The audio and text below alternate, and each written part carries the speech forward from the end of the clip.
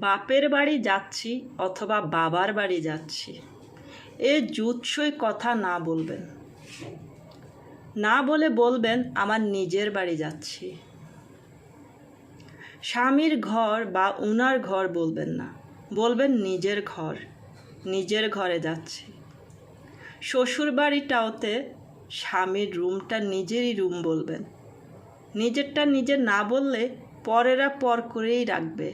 পরেরা কখনো বলতে আসবে না এটা আপনার ঘর, এটা আপনার রুম, এটা আপনার সংসার, আপনার বাড়ি। তাই সব আজ থেকে বলবেন।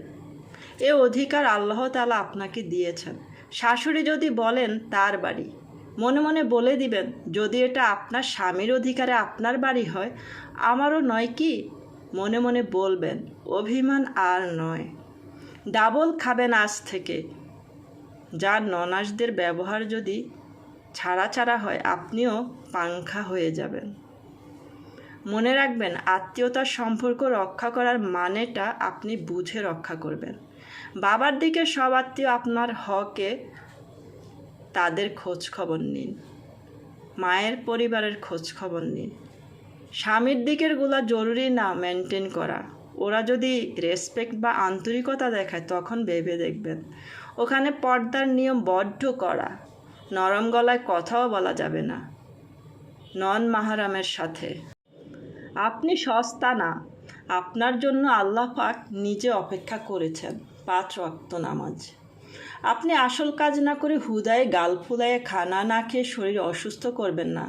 কারণ আপনি না খেয়ে থাকলে কেউ আপনাকে খাওয়ার কথা বলবে না। স্বামীর সাথে ভীষণ সুন্দর রিলেশন বিল্ড আপ করুন। রিলেশন বিল্ড আপ মানে হুদাই ওর নামে গীবত করা না। রাজনৈতিক আলাপ করতে পারেন। যাদের জন্য অভিমান করেছেন তারা কেউই পাশে থাকবে না। ঘন ঘন ঘুরতে যান, ফুচকা খাবার জন্য হলেও বাসা থেকে বের হন। স্বামী যদি না নিয়ে যায়, আপনি নিজেই বের হন। একা একা ঘুরে বেরিয়ে আসুন। সমুদ্র দেখে আসুন, আকাশ দেখুন, বৃষ্টি দেখুন। পরে আর শরীর সময় কিছুই থাকবে না, সময়ও থাকবে না। ডক্টর ইউনূসও পাংখা হয়ে গেছেন, আপনি কেন বাদ থাকবেন? যান, ঘুরে আসুন। বিকেলে ইচ্ছা মতো দৌড়ান, হাসুন। মন খারাপ লাগলে কাঁদুন, কারণ কান্না করলে আপনার মন হালকা হয়ে যাবে।